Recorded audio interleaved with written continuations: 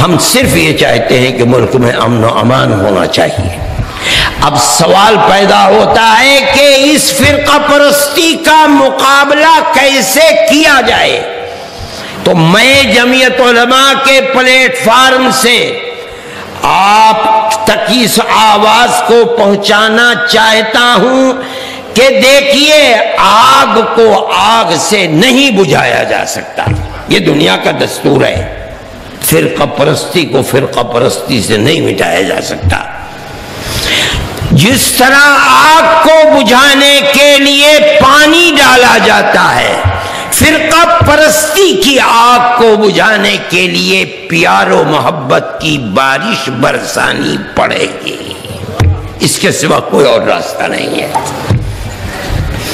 فرقہ پرست طاقتیں ہندو مسلم دلوں کو توڑنا چاہتی ہیں۔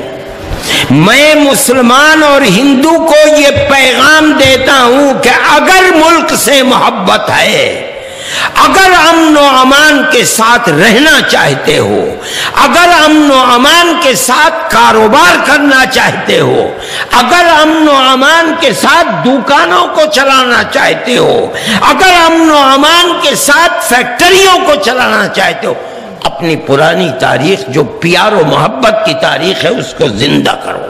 اگر نہیں زندہ کرو گے ملک جل جائے گا، تم جل جاؤ گے، نہ اکثریت رہے گی نہ اقلیت رہے گی۔ یہ ہمارا پیغام ہے اور ہمیں اس پیغام کو پہنچانے میں کوئی عار نہیں ہے۔ کوئی مانتا ہے نہ مانے ہماری بات کو، ہمارے دل کو اطمینان ہے، ہم جو بات کہہ رہے ہیں صحیح کہہ رہے ہیں۔ کوئی مانتا ہے مانے، نہ مانے نہ مانے، لوگوں کے دل ہمارے ہاتھ کے اندر نہیں ہے، وہ اللہ کے قبضے قدرت کے اندر ہے۔ اگر خدا کو ملک کو زندہ رکھنا ہے، اب اس کی صورت یہی ہے میرے بھائی کہ جہاں رہو پیار و محبت کے ساتھ رہو۔ یہ جو کچھ ہندوستان کے اندر ہو رہا ہے آگ لگانے کے لیے ہو رہا ہے، 2-4 نہیں، 10-20 نہیں، سینکڑوں، 20-20 25-25 سال سے بے قصور لوگ پڑے ہوئے ہیں جیلوں کے اندر۔ کیا آفت آ گئی؟ اگر اسلام دہشت گردی کا مذہب ہوتا، مسلمان دہشت گرد ہوتا، تو مسلمان تو 1300 سال سے ہندوستان میں کب کی آگ لگ چکی ہوتی، بھسم ہو چکا ہوتا۔ آج کون سی بات ہو گئی ہے؟ کہا جا رہا ہے اور ایک دنیا کو مصیبت کا شکار بنا۔ کون کر رہا ہے؟ میں نہیں کسی حکومت کو کہتا ہوں، میں تو کہتا ہوں فرقہ پرست طاقتیں ہیں، وہ آگ لگا رہی ہیں۔ آج مکوکا کی جگہ دوسرا قانون لایا جا رہا ہے۔ بھئی کیا آفت اور مصیبت کیا ہے؟ ہو کیا رہا ہے دنیا کے اندر؟ ارے بھئی ہر آدمی کے سامنے دکانیں کھلی ہوئی ہیں، بیٹھ کر کے لوگ کاروبار زندگی کر رہے ہیں، تم کیا کرنا چاہتے ہو علاوہ اس کے کہ ملک میں آگ لگانا، اور اس کے سوا کچھ بھی نہیں ہے؟ میں کہتا ہوں کہ ملک تو اس طرح نہیں چلے گا۔ میرے بھائی اس چیز کو سمجھنا چاہیے، ہمارا کوئی مقصد نہیں ہے حکومت سے، نہ ہم حکومت کے لوگ ہیں، نہ ہمیں اقتدار کی کرسی تک پہنچنا ہے۔ ہم تو یہ سمجھتے ہیں اور یقین کے ساتھ سمجھتے ہیں کہ ملک ٹوٹ چکا ہے فرقہ پرستی کی بنیاد پر، اور اگر فرقہ پرستی پر لگام نہیں لگی ملک پھر ٹوٹے گا۔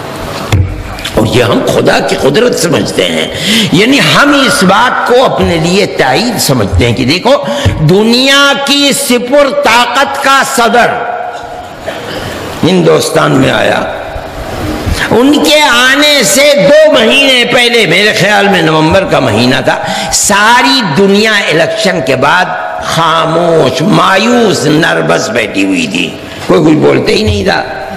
بڑی بڑی طاقتیں جو ملک میں 50-50 سال حکومتیں کا، ایسا لگتا تھا جیسے گم ہو گئی۔ ہم نے سب سے پہلے دیوبند کے اندر اجلاس بلایا اپنا مجلس منتظمہ کا، سارے ہندوستان سے لوگ، ہم نے ایک عام اجلاس کیا، لاکھوں آدمی، دیوبند کی سڑکیں بند ہو گئیں، چلنا جلسگاہ تک پہنچنا ممکن نہیں رہا۔ خدا جانے کہاں سے اتنا آدمی امڑ رہا ہے۔ ہم نے سب سے پہلے وہاں فرقہ پرستی کے خلاف، اگر اس آگ کو بجھانا ممکن ہے تو صرف پیار و محبت سے. ہم نے یہ نعرہ دیا وہاں اور ہم نے کہا اگر پیار و محبت نہیں ہوگا فرقہ پرستی بڑھے گی. ملک تقسیم ہو چکا پھر تقسیم ہوگا. 2-3 مہینے کے بعد اوباما آئے اور جاتے جاتے جو الفاظ ہمارے تھے وہی الفاظ کہہ کر کے گئے. ہماری آواز کے اندر طاقت پیدا ہو گئی. ہم سمجھتے ہیں کہ جس اللہ نے ہمارے دل کے اندر ڈالا تھا اسی اللہ نے ان کے دل کے اندر بھی ڈالا کہ یہ کہو، اور وہ کہہ کر کے گئے. اب ہم دیکھتے ہیں، دیکھیے فرقہ پرست بالکل آپے سے باہر جس کے منہ میں جو آ رہا تھا کہا. لیکن ابھی فرقہ پرستوں کو مکمل طاقت میسر نہیں ہوئی. لوک سبھا میں ہو گئی. سیکولر دستور کو تبدیل کرنا اور ملک کو ہندو اسٹیٹ بنانا اس وقت تک نہیں ہو سکتا جب تک لوک سبھا اور راجیہ سبھا کے اندر اکثریت نہ ہو. ادھر چلنے کے لیے آج بھی راستہ وہی چلنے کے لیے مانگا جا رہا ہے، کھولنا چاہتے ہیں. لیکن ہم کہتے ہیں ہماری آواز میں طاقت ہے اور اسی کا یہ نتیجہ ہے کہ ملک میں دلی میں الیکشن ہوا. نہ جیتنے والوں کو یہ توقع تھی کہ وہ اس طرح جیتیں گے، نہ ہارنے والوں کو یہ توقع تھی کہ وہ اس طرح ہاریں گے.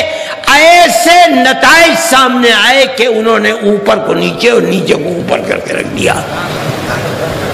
یہ ہندو اور مسلم دونوں کی سمجھ ہے. وہ یہ سمجھ رہے ہیں کہ فرقہ پرستی ننگا ناچ ناچ رہی ہے، ملک اس طرح نہیں چلے گا.